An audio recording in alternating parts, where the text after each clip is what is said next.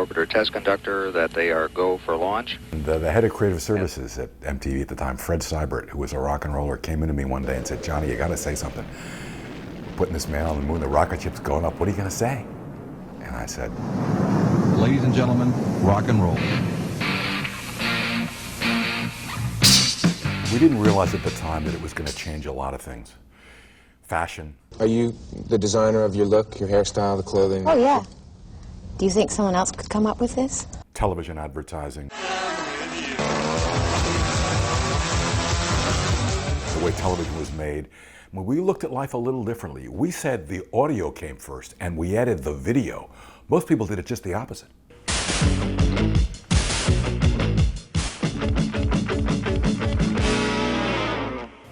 This is it.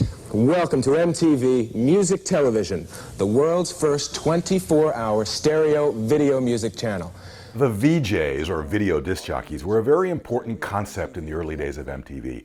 As radio guys, we believed that those interlocutors were important to move the music along and to tell people about the music that they had never seen or heard before. And Pittman's idea was we had to find these young people who looked like people we met in real life. There was the boy next door, Alan Hunter. There was the good-looking, curly-haired kid, Mark Goodman. There was the vampy blonde, Nina Blackwood. There was the girl next door. I'm Martha Quinn. And there was the one African-American face, J.J. Jackson. You'll never look at music the same way again. First there were stereo viewers. Wow. Then there were stereo recordings. Wow. Now stereo TV. Wow. MTV, music television. MTV Who was how we were looked at in the ad community in the beginning. And I knew we just couldn't get any business until we got ratings. So we made a deal with Ted Turner, who wanted a transponder for HLN, his second channel, where we would trade him a transponder for the right to sell CNN. CNN and MTV, a much better sale to the ad community in the beginning.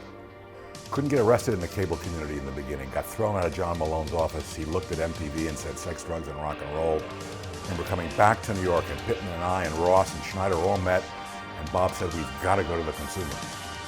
We went, "Oh my God, this is scary." But we decided in the end to spend $300,000 in Denver television with Mick Jagger and Peter Townsend. I want my MTV. I want my MTV. I want my MTV. MTV Music Television. Video music. 24 hours a day. And it's stereo. Phone rang off the hook in Denver. John Malone called Steve Ross. We had a deal. Do you feel that the two-party system can still work in this country, or do you think that we need the diversity of opinions with the Greens, the Libertarians, or other parties?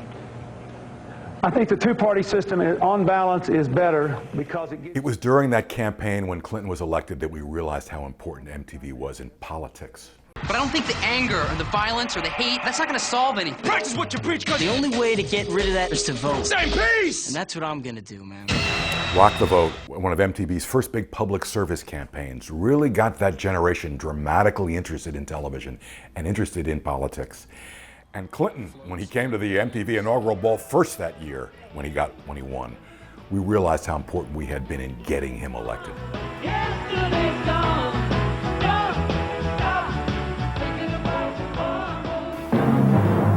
MTV presents another exclusive world premiere video. We were breaking brands no one ever heard of, Flock of Seagulls, Loverboy, Duran Duran in the beginning. They had pretty creative videos, and we were selling music, and we began to realize, and the record companies realized real fast, that we were really having an impact on music sales. Sunday, bloody Sunday.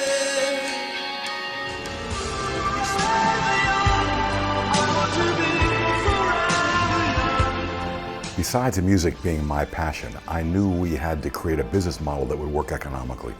And we were new kids in the cable business, and we had to create a network which had minimal programming costs. And the beauty of MTV was that if I could get those clips, those video clips, the way radio got records for promotional purposes, I had a business model on the programming side that worked. This is MTV Music Television, the world's first video music channel in stereo. I'm Mark Goodman. Right now, we've got a video you've been waiting for all year. This is the world premiere of Michael Jackson's Thriller. We didn't play it in the beginning. It just didn't fit our format. We were really hard rock and roll in suburbs, and it was more white than black.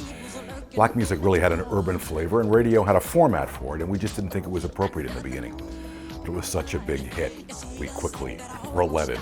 There's some controversy about Garland and Pittman deciding when to play it, and Yetnikoff, who was then president of CBS Records, screaming and threatening us. But it was so good, it was an obvious for MTV. Before MTV, people had to work hard to entertain themselves. After MTV, it's as simple as turning on your television. MTV became so influential, and I remember Rolling Stone saying at one point that really our greatest achievement was we could sell anything because of the way the music was cut and the way it was staged. Well, the reality was, I mean, these were promotional videos to sell music, and advertisers took it and made it the promotional vehicle to sell all products. That's the way MTV was cut.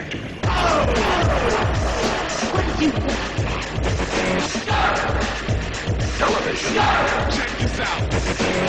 The image is king.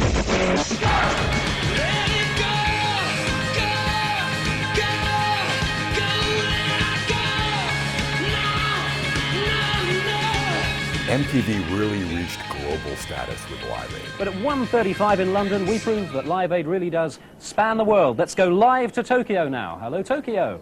We took those great concerts of Bob. Remember, they were scheduled all over the world simultaneously, and MTV carried them all. We went from London to New York to Paris to Rome.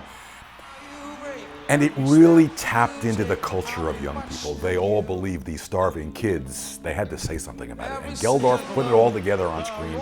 MTV was just a carrier, but it gave it a global presence.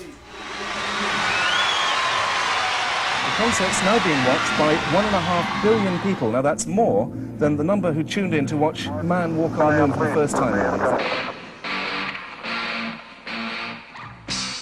MTV sort of started its awards annual events with MTV New Year's Eve, but it quickly evolved into the VMAs, the Video Music Awards, which became bigger than the Oscars for young people, bigger than the Grammys, bigger than anything, because it was irreverent and it was MTV in style. And Madonna was probably the greatest beneficiary of it. I mean, it made her music and made her personality even bigger. She was a worldwide phenomenon, but when MTV got behind her and made her its sweetheart in the 80s and 90s, I think it had a lot to do with making her career even bigger. Arguably the greatest legacy of MTV is its beginnings and the makings of it. That 6-month period between the time we got the okay from American Express and Warner's to go on the air, that timeline, that party, was arguably the best time for all of these people. You didn't want to go home. I remember one guy saying to me on a Friday night he's leaving, "Is it Monday yet? Do I have to leave?" It was joyous. We weren't getting paid a lot of money, but everybody believed, and they were all working so hard to get this thing on the air. It was Rock and Roll Camelot. It was the place everybody wanted to work, and those 70 or 80 people that did it were heroes because they were there.